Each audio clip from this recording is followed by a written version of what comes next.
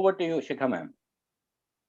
Thank you so much sir, और thank you so much सभी लोगों का। इतना वार्म वेलकम हम लोगों का होता है कि सच में मजा ही आ जाता है।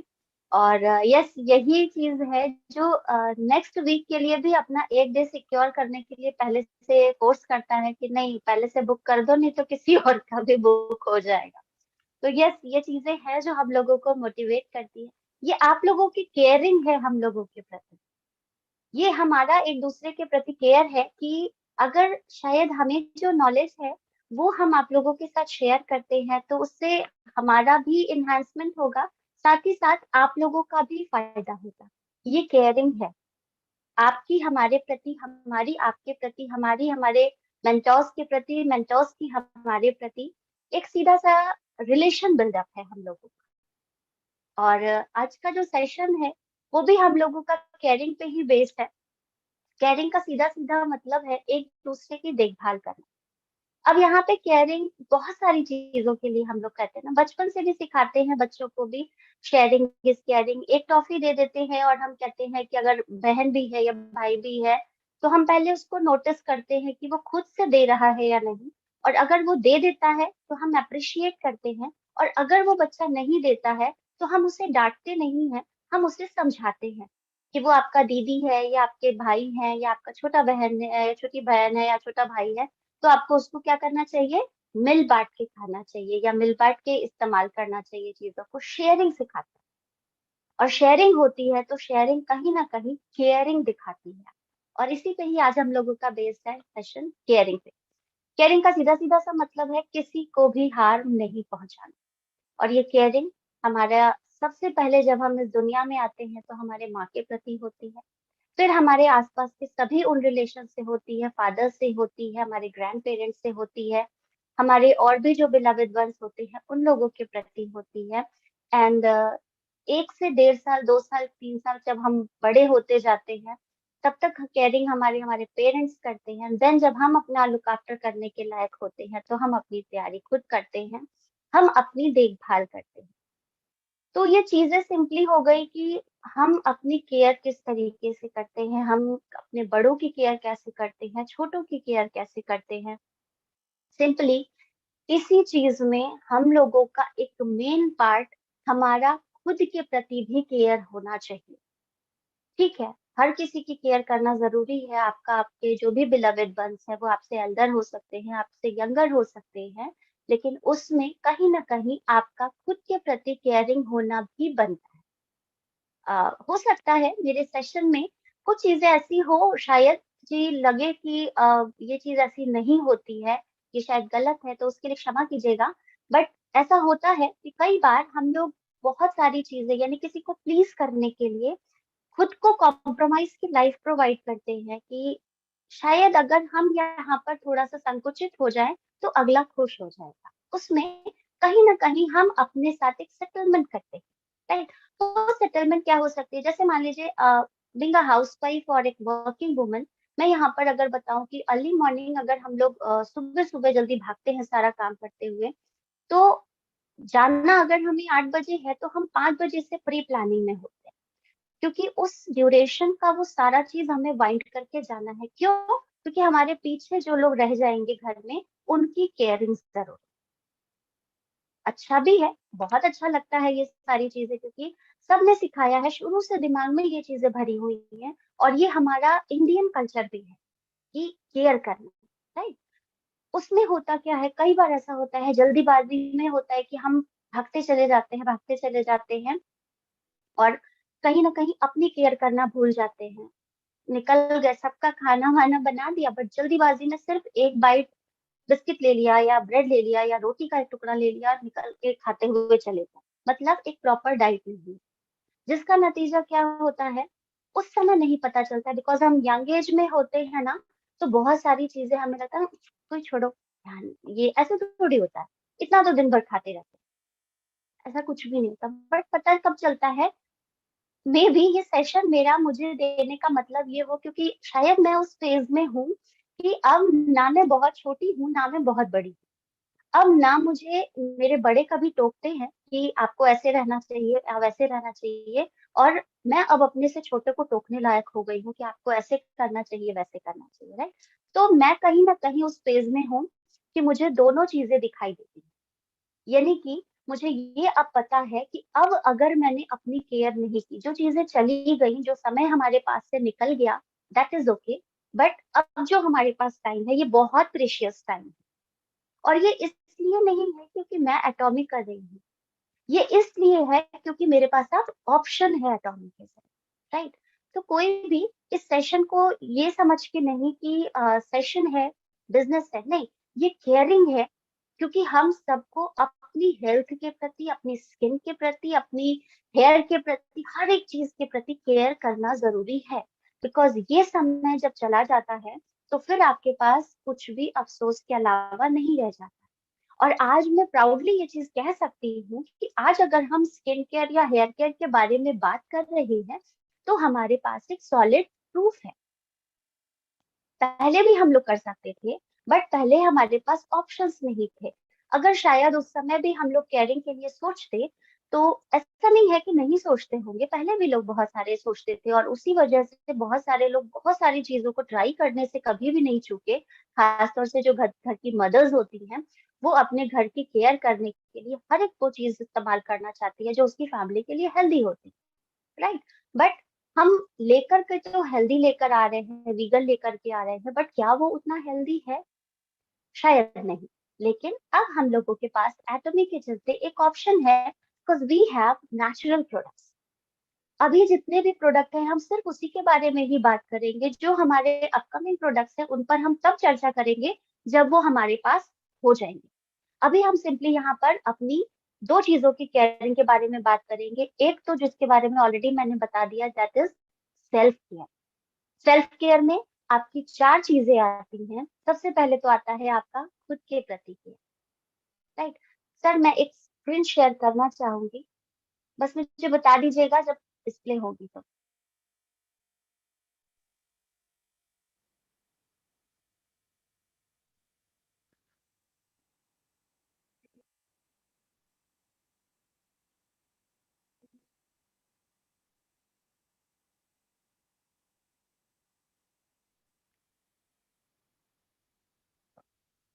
ये होती है Yeah. हमारी केयरिंग, जिसमें हम लोग अपने दोनों हाथ से, आपको यहाँ पर दिख भी रहा होगा ना कि दोनों हाथ के बीच में रखा है कैरिंग।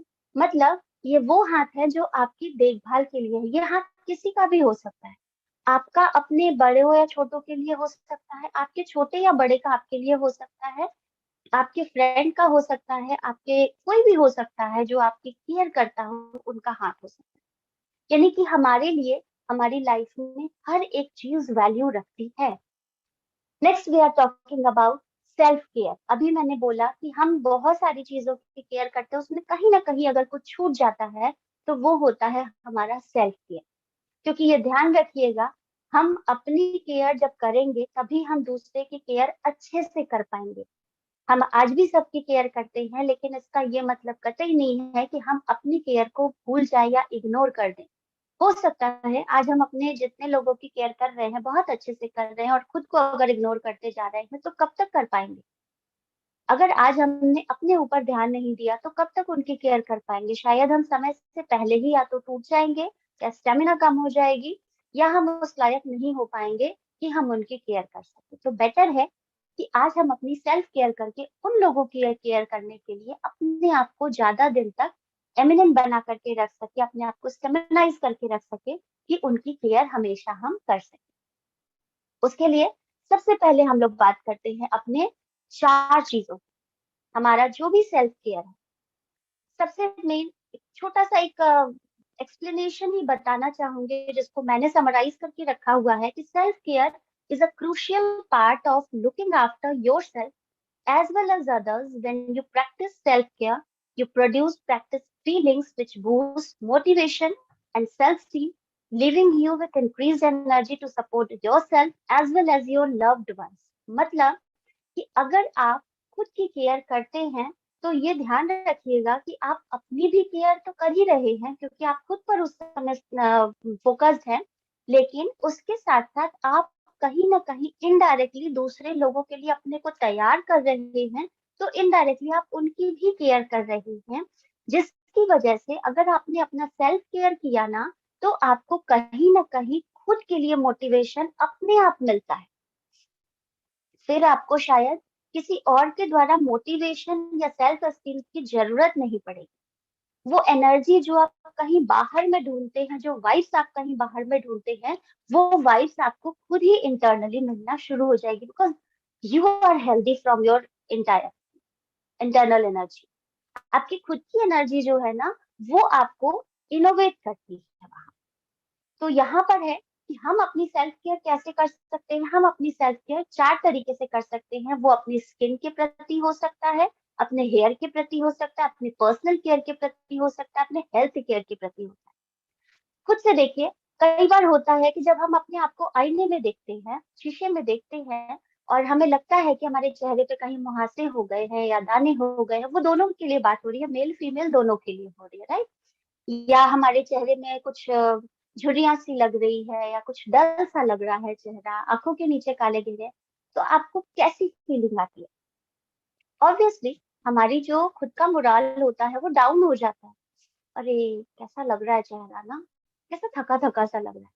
मतलब हम खुद को ही देख करके डिमोटिवेट हो जाते हैं। तो जाहिर सी बात है, जब हम खुद को इंस्पायर नहीं कर पा रहे हैं, तो हम बाहर वाले को कन्विंस कैसे करेंगे?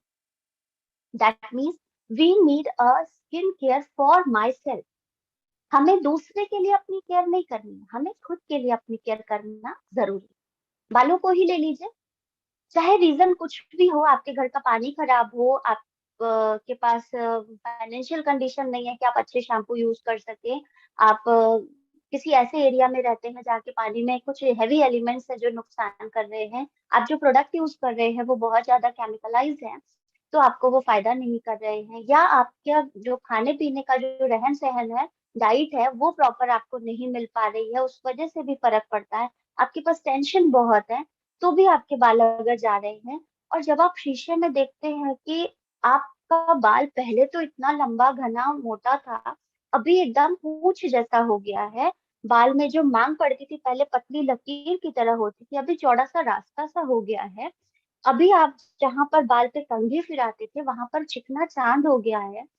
आप किसी से जब बात करते हो, तो सबसे पहले उन एरियाज को कवर करते हो कि कहीं कोई टोक न दे कि अरे ये क्या हाल बना।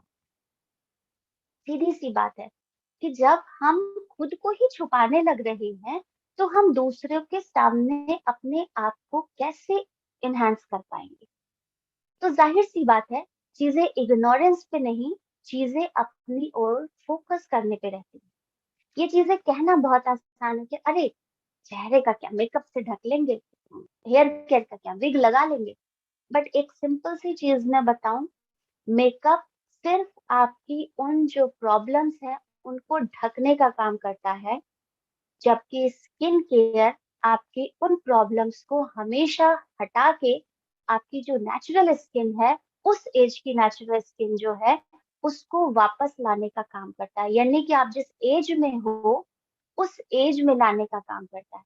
स्किन केयर का मतलब ये बिल्कुल भी नहीं है कि आप अगर 20 के हो तो आप 10 के हो जाओगे, आप 80 के हो तो आप 60 के हो जाओगे, या 40 के हो जाओगे। आप एक्चुअली उस एज के लगने लगेंगे जिस एज को वाकई आप फेस कर रहे हैं। जो कहीं ना कहीं आप आज जिस एज में हैं, वो किसी न किसी दूसरी वजह से आज आपके ऊपर ओवरकम कर रही है। आप 30 के हैं, 35 के लगते हैं, 35 के हैं, 45 के लगते हैं, और 45 के हैं, आप 60 के लगते हैं। ये कोई कॉम्प्लीमेंट नहीं है कि अरे बड़ा टेंशन है, ये घर में है, वो घर में, ये सब एक्सक्यूजेस हैं। टेंशन किसके पास नहीं है? सभी के पास है। टेंशन को लेकर के काम नहीं होता है, टेंशन को स्ट्रेस फ्री होकर के टेंशन को कोप अपने से कोप अप करने पे काम होता है। जिस चीज से टेंशन है उस पर काम करेंगे तो शायद टेंशन खत्म होगी ना। उसको लेकर के बैठे रहेंगे और 10 लोगों को भी प्रोवाइड करेंगे तो किसी का फायदा नहीं होगा, राइट। यानी कि केयर जरूरी है। अब दूसरी चीज होती है पर्सनल केयर। अब नेक्स्ट है आपका हेल्थ केयर। अब पर्सनल केयर में आपकी बहुत सारी चीजें हो जाती है, हेल्थ केयर में आपकी बहुत सारी चीजें हो जाती हैं। तो आज के सेशन में, क्योंकि ये सेशन ऑलरेडी बहुत लंबा हो जाएगा अगर हम चारों चीजों को डिस्कस करेंगे, तो आज हम सिर्फ इनिशियली 2 चीजों को फोकस करेंगे जो ऑलरेडी हम किसी के पास फर्स्ट इंप्रेशन में जाते हैं तो दिखता है, that is only our skin and hair. वो जो दो चीजें, क्योंकि इसी पे अभी फिलहाल हमारा का जो भी बिजनेस है वो प्रेजेंट करता है। क्योंकि अब हमारे जो ऑनलाइन शॉपिंग मॉल पे अभी वो प्रोडक्ट्स हैं जो हमारे स्किन केयर के लिए और हेयर के लिए बहुत अच्छे हैं। तो अभी हम इन पर फोकस करके, बिकॉज पर्सनल केयर की जब हम बात करनी शुरू करेंगे तो पर्सनल केयर की रेंजेस भी हमें उनको देनी पड़ेगी।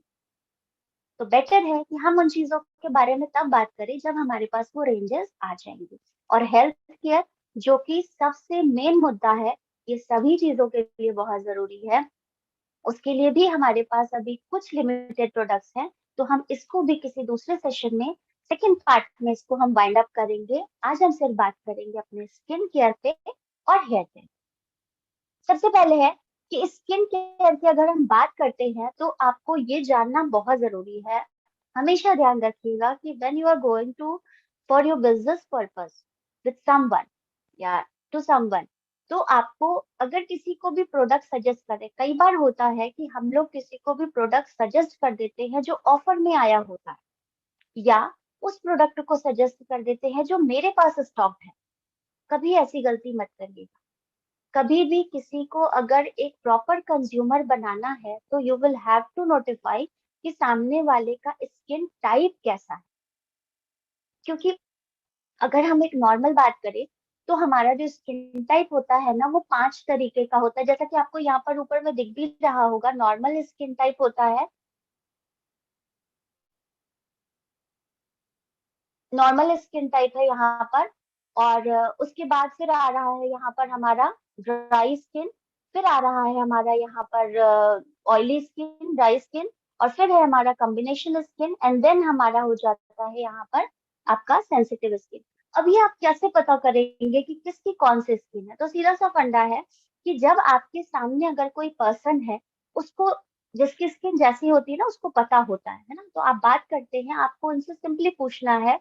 क्योंकि नॉर्मल स्किन वाले लोगों की स्किन कैसी होती है? नॉर्मल स्किन वाले लोगों की स्किन रात के समय ऑयली होती है, दिन के समय ड्राई होती है, मोस्टली यही होता है।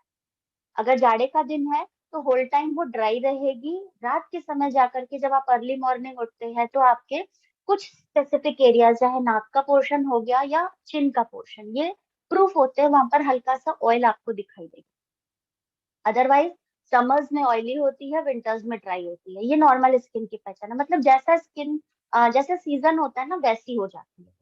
तो इस टाइप की स्किन पे आपको कुछ भी प्रोडक्ट सजेस्ट करने में कोई दिक्कत नहीं होती, बिकॉज हमारी कंपनी भी वहां पर आपको सारी चीजें बताकर रखी हैं। यूट्यूब पे चैनल्स पे भी, मेरे भी चैनल पे सारे प्रोडक्ट्स के डिस्क्रिप्शन हैं कि कब किसको क्या चीज दे सकते हैं। इवन सेशन में भी हम लोग बताते हैं। सेकेंड टाइप है ऑयली स्किन। ये प्रॉब्लमेटिक स्किन होती है, ये वो स्किन होती है जिसमें बहुत सारे मुहासे होते हैं, एक्नेस की प्रॉब्लम होती है। ये वो स्किन है जिसे बहुत ज्यादा केयर की जरूरत होती है, क्योंकि समर्स आते ही इन स्किन को एक्स्ट्रा केयर की जरूरत होती है, क्योंकि इनकी जो ग्लैंड्स होती हैं, ऑयल ग्लैंड होती है हम लोगों की स्किन में, ये इनमें बहुत एक्टिव होती है। और अगर ये एज 17 to 23 या 14 to 23 का एक फेज हम मान लेते हैं, 10 साल का, 14 to 23 तक की एज अगर ये है, तो यहाँ पर ये बहुत एक्टिव होती है। इस समय के जो भी लोग आपको दिखेंगे इनके फेस पे मुहासे बहुत ज्यादा होते हैं। अब वो मुहासों की फ्रिक्वेंसी डिपेंड करती है, किसी का कम होता है, ज्यादा होता है, जैसी स्किन टाइप होगी वैसा होगा।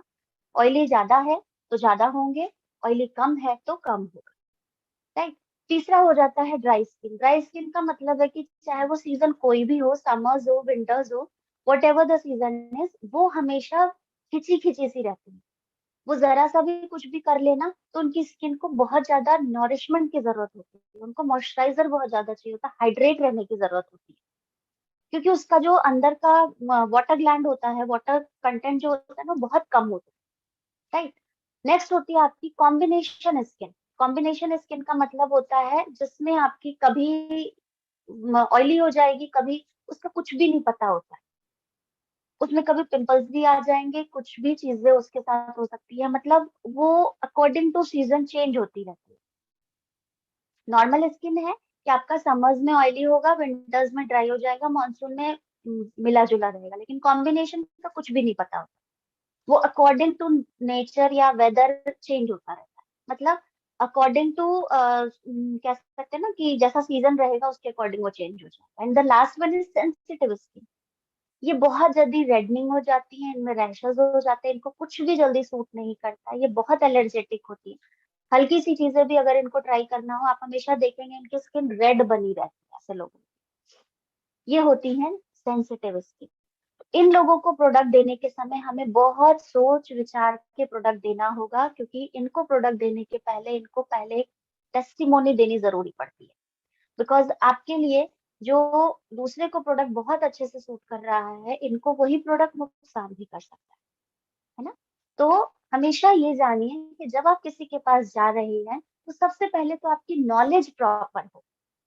आपको अपने सारे प्रोडक्ट का पता होना चाहिए कि कौन सा किस पे काम करता है। उसके अकॉर्डिंग सामने वाले की जरूरत देखिए, सामने वाले की प्रॉब्लम देखिए, then you will have to suggest the product. नहीं आपको पता चल पा रहा है, आप कंफ्यूज हैं, तो आपके साथ जो भी आपके एक्सपर्टीज है उनसे बात कर लीजिए।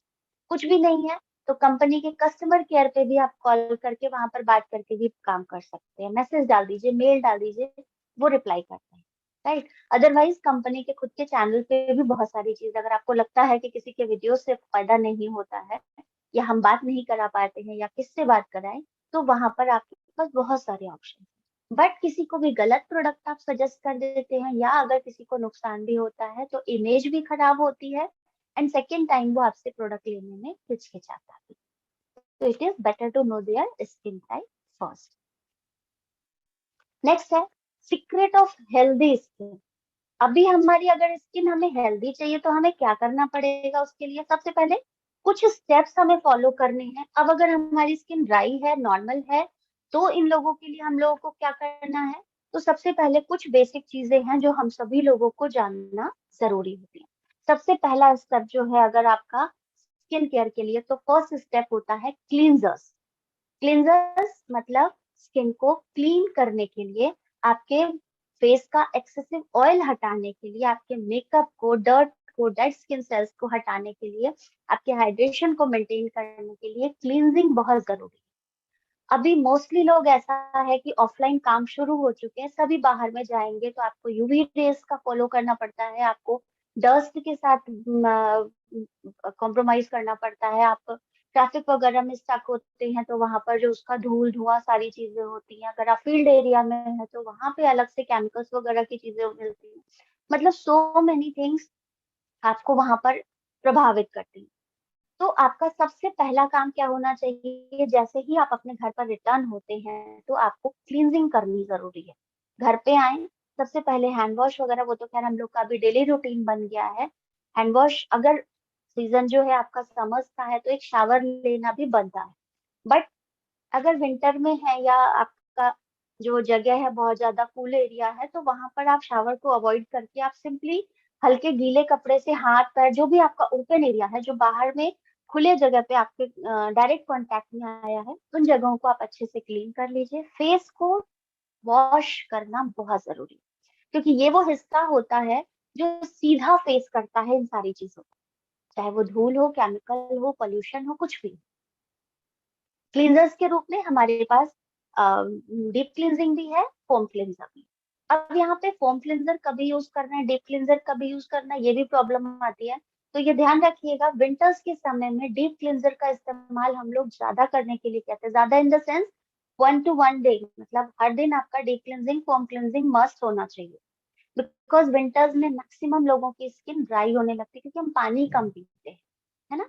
तो वहां पर हमारी स्किन को क्या चाहिए? मॉइस्चर चाहिए, हाइड्रेशन चाहिए। तो उसके लिए हम वहां पर डीप क्लींजिंग, क्योंकि वो ऑयल बेस्ड क्लीनर है हमारा, तो वहां हम उसको डीप क्लींस करके फिर फोम क्लींजर का इस्तेमाल करते हैं। सेकेंड, फोम क्लींजर आप रेगुलर यूज कर सकते हैं, चाहे विंटर्स हो, समर्स हो, मानसून हो, कोई भी फेज हो आपका, फोम क्लींजर हम हमेशा यूज कर सकते हैं। गर्मी का दिन है तो फोम क्लींजर, या ऑयली स्किन है तो फोम क्लींजर आप 2 बार 3 बार भी यूज कर सकते हैं। बट अगर आपकी ड्राई स्किन है तो फोम क्लींजर को एक ही बार इस्तेमाल करना सही होगा। कॉम्बिनेशन पे भी आप 2 बार कर सकते हैं अगर जरूरत है तो। अदरवाइज अगर आपकी सेंसिटिव स्किन है तो फोम क्लींजर को भी यूज करने से पहले चेक करना बनता है। आपका कोई भी नेक के पास का एरिया थोड़ा सॉफ्ट होता है, वहां पर लगा करके आप ट्राई कर सकते हैं। एल्बो के पास का एरिया सॉफ्ट माना जाता है, आप वहां पर लगा करके ट्राई कर सकते हैं। अगर वहां कोई दिक्कत नहीं आ रही है तो आप फिर उसको फेस पर ट्राई कर सकते हैं। दो क्लेंजर्स हो गए हमारे। सेकंड होता है, अब यहाँ पर कई बार होता है कि हम लोग पार्टी मेकअप करते हैं, तो वहां पर आप क्या करते हैं, अभी सभी लोग जानते हैं कि जो हमारा पार्टी मेकअप होता है वो बेसिकली वाटर प्रूफ होता है, राइट। हमारा काम क्या होता है, जब भी हम घर लौट के आते हैं भाई साहब, वो कुछ भी जो फेस वॉश हम यूज करते थे पहले, उससे लेकर के जो हम मतलब तगड़े वाले हाथ से फेस को रगड़ना शुरू करते थे कि वो मेकअप निकल जाए, बिकॉज वो ऑयल बेस्ड है, वो जल्दी नहीं निकलता। जैसे ही आप पानी डालते हो उस पे ना, वो पानी हट जाता है उसपे से, और वो मेकअप एज यूजुअल रह जाता है।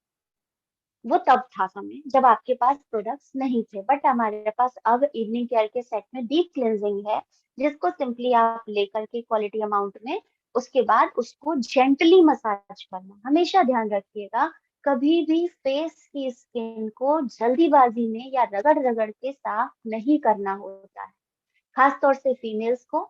मेल्स के लिए भी ये फॉलो होना चाहिए। कभी भी जल्दीबाजी में या बहुत तेजी से रगड़ के ना करिए, क्योंकि आपकी शायद जल्दीबाजी आपकी स्किन को नुकसान पहुंचा सकती है।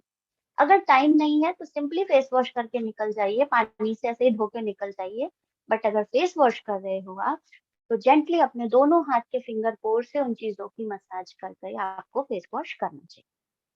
क्योंकि आपने जितनी जल्दीबाजी की, हमारी स्किन बहुत सेंसिटिव होती है, और जब आप इस पे जल्दीबाजी से अपने हाथों को फैलाते हैं, तो ये कहीं ना कहीं उन फाइन लाइंस और रिंकल्स को बढ़ावा देती है, जो शायद आपको यंग एज में नहीं पता चलता है, बट धीरे धीरे जब वो स्किन डीलिफ्ट होती है, तो आपकी फाइन लाइंस और रिंकल्स जल्दी दिखाई देने लगती है।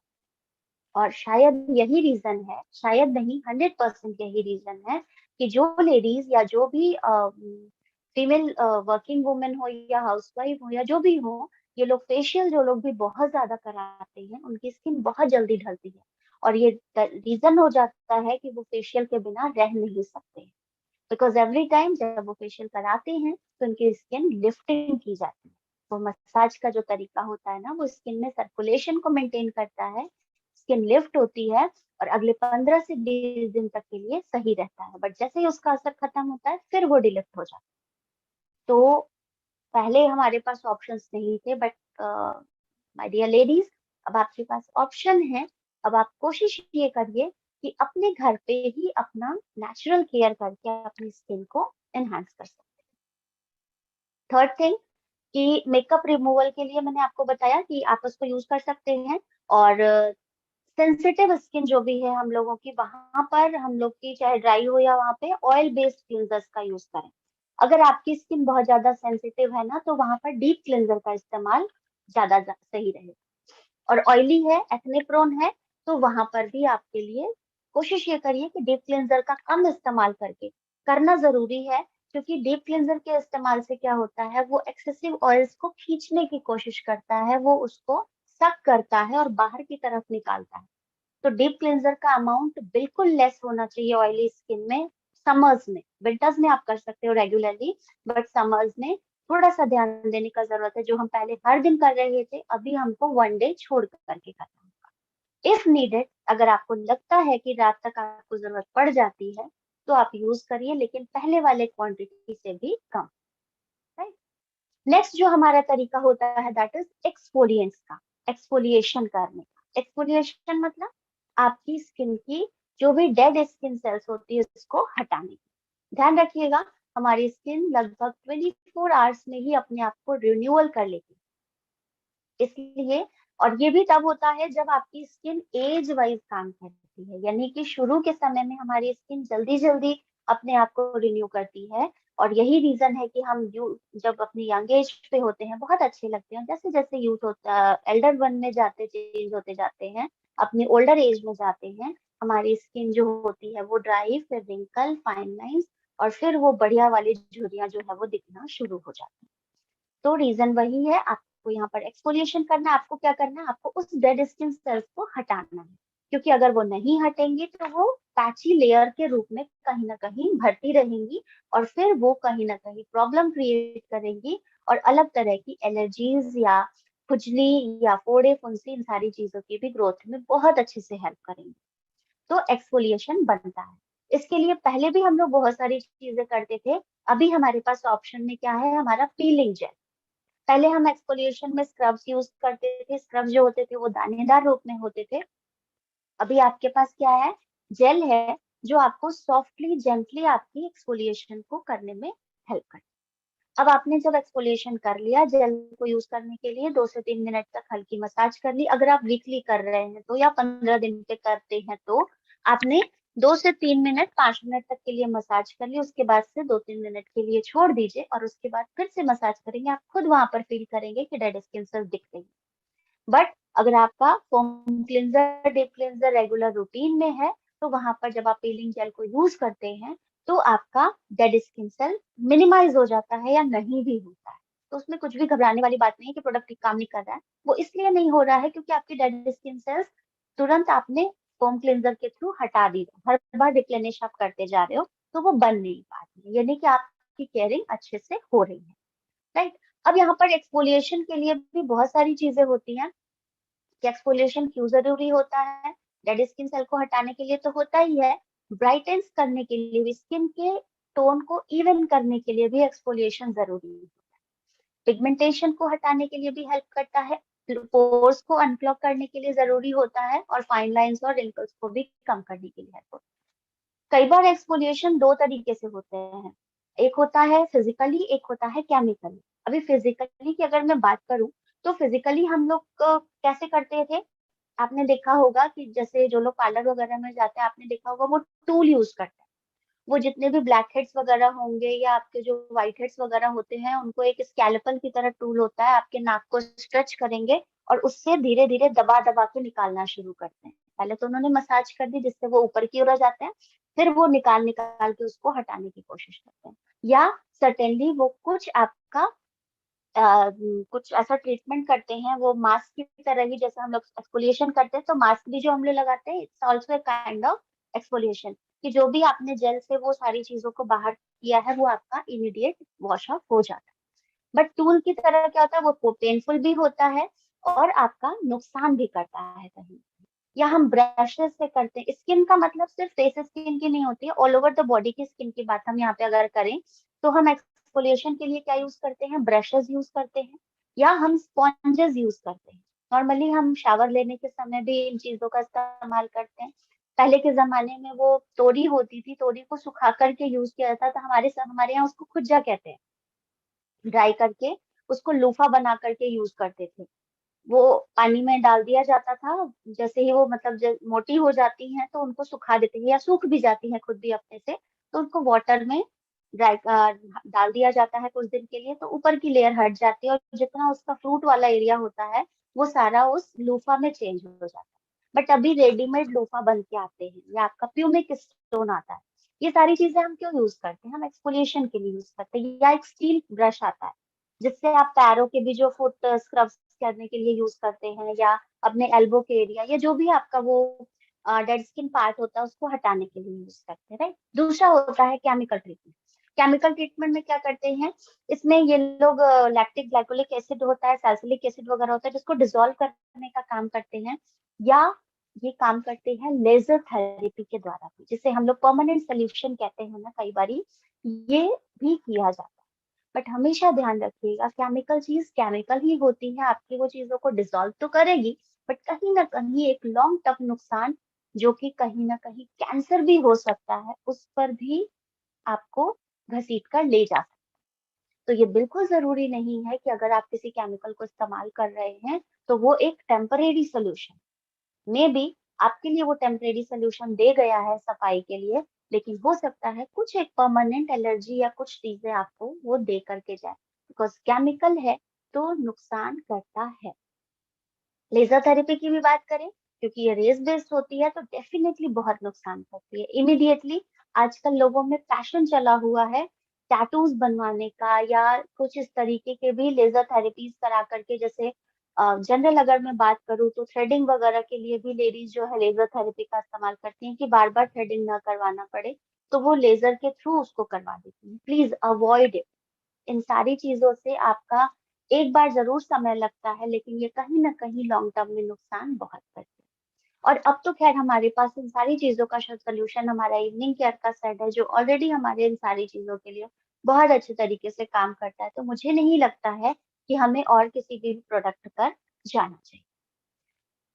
हमेशा ये चीज ध्यान रखिएगा कि ये सिर्फ प्रोडक्ट्स हैं जो बाहरी तौर पे आपके सिस्टम को सही करने में हेल्प करते हैं, लेकिन हर एक केयर, चाहे वो मैं स्किन केयर की बात करूं या स्किन हेयर केयर की बात करूं, आपका हेल्दी फूड हैबिट बहुत मायने रखता है, राइट।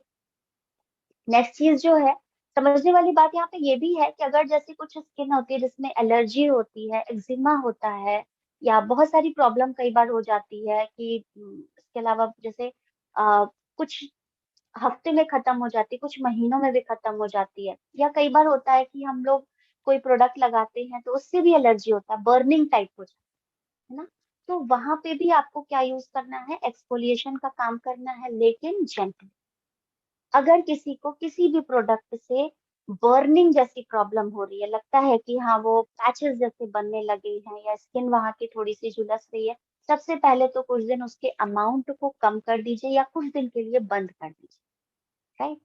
दूसरा, यहाँ पर आपको अब एक्सफोलिएशन की जरूरत है, क्योंकि अब आपकी स्किन वहां की डैमेज हो चुकी है। इन केस अगर वहां की स्किन डैमेज हो चुकी है, तो आपको वहां पर एक्सफोलिएशन की जरूरत है।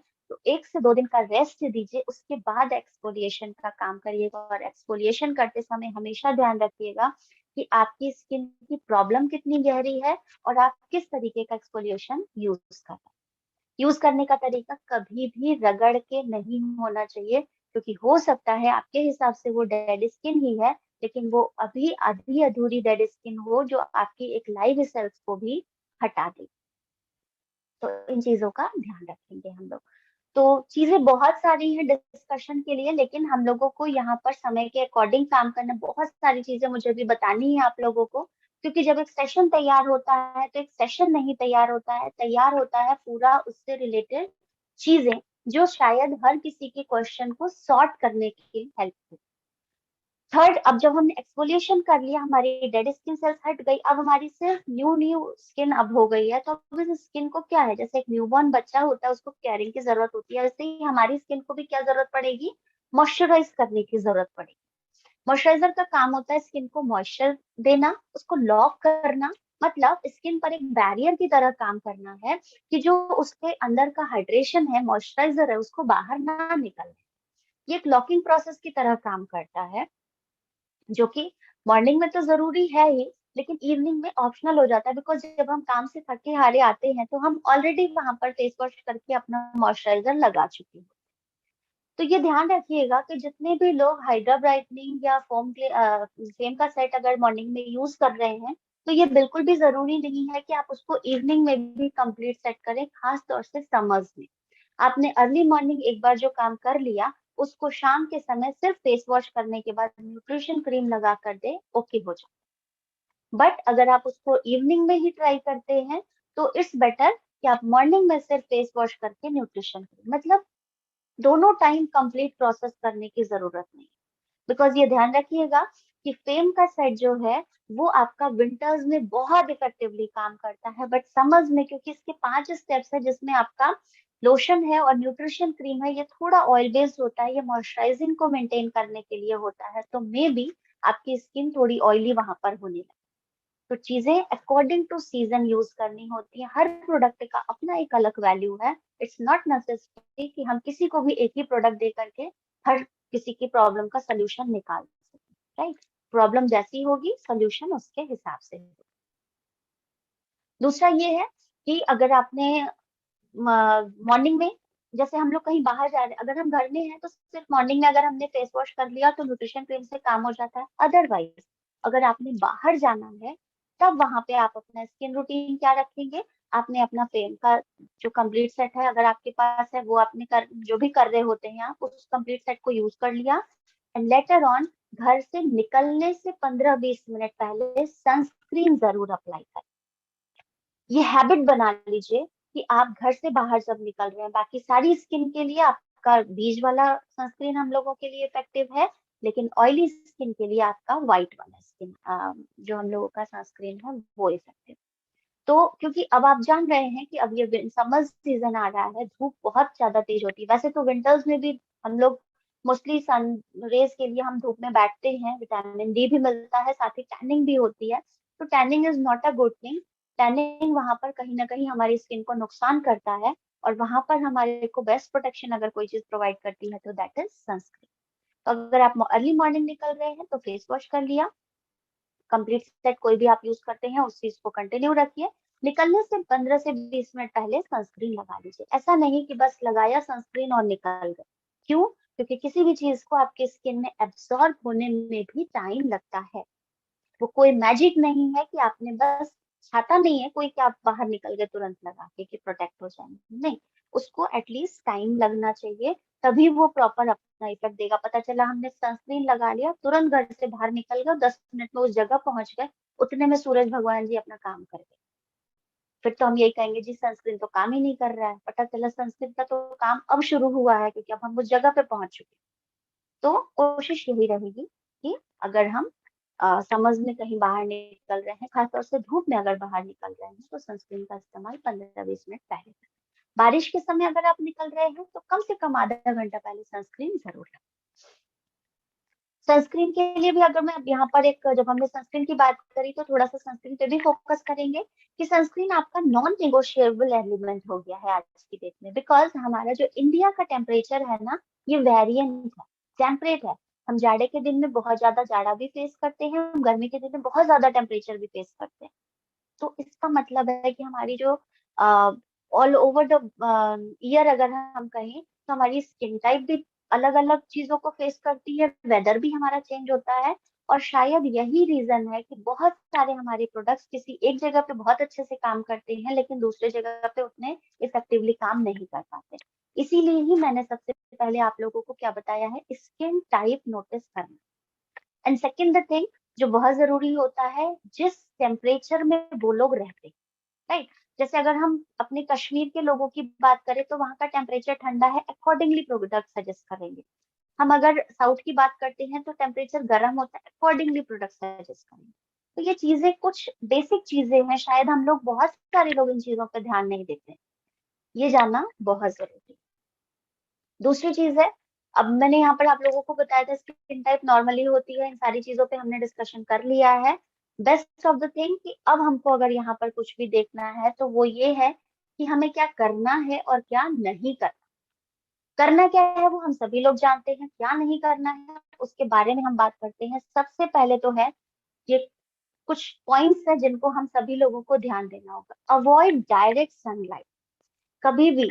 ये खैर ये तो हमारी मजबूरी है कि भाई हमें बाहर निकलना है, तो हम हर समय अपना धूप से अपने आप को रोक कर नहीं रख सकते हैं, लेकिन हम 100% बचाव नहीं कर सकते हैं, लेकिन हम वहां पर 80% बचाव कर सकते हैं। जैसे अगर हम धूप में निकल रहे हैं तो हमारे पास कैप होनी चाहिए या हैट होना चाहिए जो हमारे फेस को एटलीस्ट कवर कर सके, नेक एरिया को कवर कर सके, या हम अपने फेस को पूरा कवर कर सकते हैं किसी कॉटन के कपड़े से, फिर हम बाहर निकले। थर्ड थिंग, हमारे पास अम्ब्रेला होना चाहिए। फोर्थ थिंग, हमारे पास प्रोटेक्शन बैरियर होना चाहिए सनस्क्रीन के रूप में, that is non negotiable, already मैंने बता रखा। Next, wear cloth according season. आपको सीजन के अकॉर्डिंग कपड़े पहनने चाहिए। अगर जाड़ा है तो डार्कर शेड्स के कपड़े, समर्स है मतलब विंटर्स में डार्कर शेड्स, समर्स में आपके लाइटर शेड्स, मानसून में आप अकॉर्डिंगली पहन सकते हैं। डार्कर शेड और विंटर्स में, समर्स में लाइटर शेड का मतलब ये होता है क्योंकि जो विंटर में धूप जो होती है वो ज्यादा तेज खींची जाती है, अब्जॉर्ब करते हैं डार्क कपड़े। तो क्या करते हैं, वो धूप को ज्यादातर खींचते हैं और आपको वार्म रखते हैं। लाइटर शेड इसलिए कहते हैं समर्स में क्योंकि वो रिफ्लेक्ट करते हैं, तो धूप को ट्रांसमिट कर देते हैं, वापस भेज देते हैं। तो इसलिए इन सीजन के अकॉर्डिंग कपड़े पहनना बहुत जरूरी है, जो कई बार हम लोग इग्नोर कर देते हैं, राइट। अकॉर्डिंगली कपड़े पहनने चाहिए। समर्स में कॉटन पहन लिया तो विंटर्स में हैवी आप आराम से पहन सकते हैं, क्योंकि कई बार होता है कि कुछ लोगों को कपड़ों की भी वैरायटी से एलर्जी होती है, right.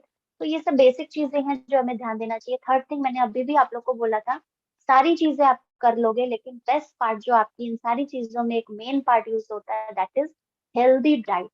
Do pursue healthy diet, अपनी डाइट को हमेशा हेल्दी रखिए। उसमें कार्बोहाइड्रेट भी होना चाहिए, फैट भी होना चाहिए, प्रोटीन भी होना चाहिए, विटामिन भी होना चाहिए, और कार्बोहाइड्रेट भी होना चाहिए, और रफेज भी होना चाहिए, और plenty of water is must.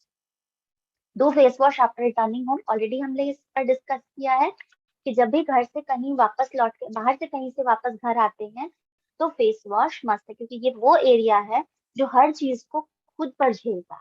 एक बार को हम फुल स्लीव के कपड़े या फुल ट्राउजर्स वगैरह पहने होते हैं, सॉफ्ट शूज पहने होते हैं, इवन हाथों में भी ग्लव्स हम लगा लेते हैं ड्राइव करते वगैरह के समय, तो ये प्रोटेक्टेड रहते हैं। लेकिन फेस का एरिया आप कितना भी प्रोटेक्ट करोगे ना, वो उसको फेस करता है। डोंट पॉप द पिंपल्स, जिन लोगों के एक्ने वाले एरियाज होते हैं, पिंपल वाले एरियाज होते हैं, उन लोगों की आदत होती है, क्योंकि उसमें ना इचिंग होती रहती है। तो ऐसे लोगों को प्रॉब्लम क्या होती है कि जब वो थोड़ा सा ड्राई होने लगता है, अंदर से उसमें हीलिंग होती है ना, तो वो लोग उसको पॉप करते रहते हैं, मतलब प्रिक कर देते हैं, फोड़ देते हैं उसको। होता क्या है, उसका जो पानी होता है ना, वो आसपास के एरिया में फैलता है, और वो एक का दो, दो का चार, चार का छह निकलता है। Please avoid it. या आपके घर में कोई जूनियर है जो उस चीज को कर रहा है, उसको रोकिए, क्योंकि ऐसा करने से नुकसान हो सकता है। बेटर है, प्रॉब्लम अगर है, हमें खुजली हो रही है, क्योंकि ऑब्वियसली जिसके ऊपर बीतती है वो ही जानता है। डेफिनेटली पिंपल्स होते हैं तो उन लोगों को खुजली वहां पर होने लगती है, क्योंकि डस्ट बैक्टीरिया सारी चीजें उसमें जा रही हैं, तो वो कहीं ना कहीं खुजली क्रिएट करती है। तो सीधा सा उनका सोल्यूशन आपको होना चाहिए, पानी से ज्यादा वॉश करें, जितनी बारी कर सकते हैं। नहीं कर सकते हैं, गीला टॉवल लेकर के फेस पर रख के फिर उसको साफ करें। रगड़े नहीं, कभी भी रगड़ के ना करें, क्योंकि रगड़ने से हो सकता है, या नाखून लगने से हो सकता है कि उसके दाग पड़ जाए। right? तो कुछ चीजें हैं जिन्हें हमें अवॉइड करना। नेक्स्ट है अवॉइड स्मोकिंग एंड ड्रिंकिंग। आजकल का लाइफस्टाइल बहुत खराब हो चुका है बहुत सारे लोगों का। स्ट्रेस ज्यादा लेते हैं, जिस वजह से आपको इन सारी चीजों की भी आदत कई बार लग जाती है। कई बार टशन में हम लोग इन चीजों को शुरू कर देते हैं, जो कि कहीं ना कहीं हमें पता है कि नुकसान करता है, फिर भी लोग इन चीजों को करते हैं। रीजन कुछ भी हो सकता है, तो इन चीजों को अवॉइड करना चाहिए। ड्रिंकिंग हो गई, स्मोकिंग हो गई, बाकी जो आपके एडिक्टिव्स होते हैं। अवॉइड ओवर स्ट्रेस, कभी भी स्ट्रेस नहीं लेना चाहिए। पहले भी मैंने बोला था, कोई स्ट्रेस जानबूझ के नहीं लेता है। कुछ फैमिलियर स्ट्रेस होते हैं, कुछ वर्कलोड होता है, कुछ हम अपने आप से भी ले लेते हैं। तो ठीक है, जो जेन्युइन चीजें हैं वो तो ऑलरेडी हम नहीं कम कर सकते, या कुछ प्रॉब्लम्स ऐसी होती हैं जिसे हम ओवरकम नहीं कर सकते, लेकिन कुछ प्रॉब्लम्स हम जानबूझ के ओढ़ लेते हैं।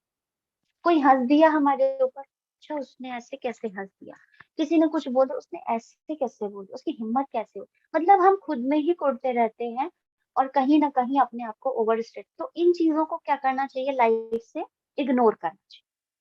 हमेशा हर चीज का नेगेटिव पार्ट ना देख करके उसमें पॉजिटिव करिए, ये कहीं ना कहीं आपके स्किन केयर, हेल्थ केयर के लिए बहुत अच्छी होती है।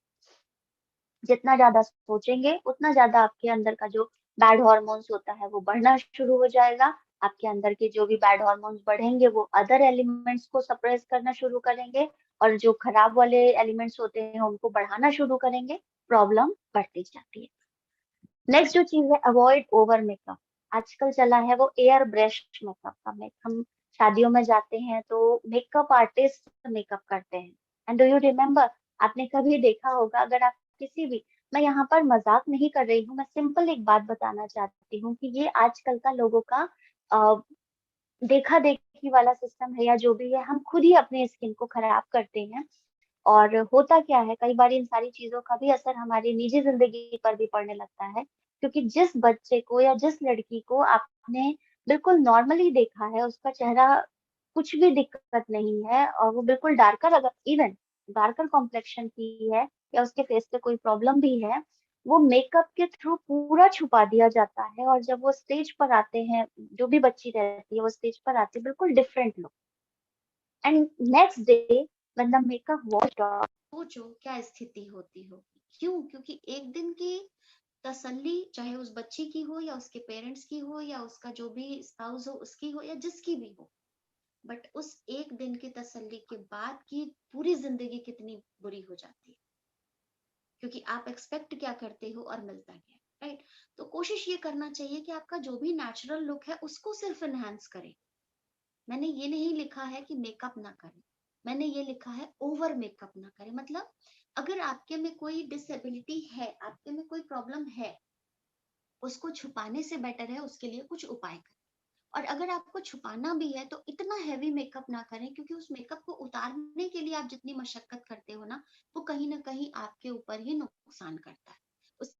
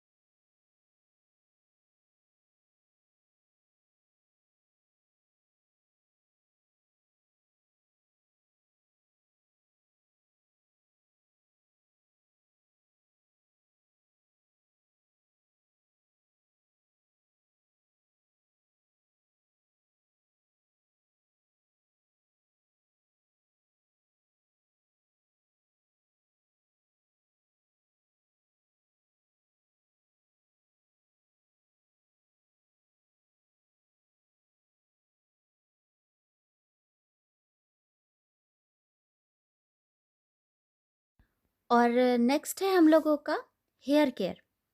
हेयर केयर के बारे में हम लोग अपने इसी सेशन के सेकंड पार्ट को देखेंगे, जिसके लिए हमें 1 दिन 2 दिन का वेट करना होगा। और जल्द ही मिलते हैं अपने हेयर और स्किन केयर के पार्ट 2 में, जिसमें हम हेयर केयर की टिप्स के बारे में बात करेंगे। तो तब तक के लिए मेरे चैनल को लाइक करिए, सब्सक्राइब करिए और मैक्सिमम शेयर करिए। Thank you.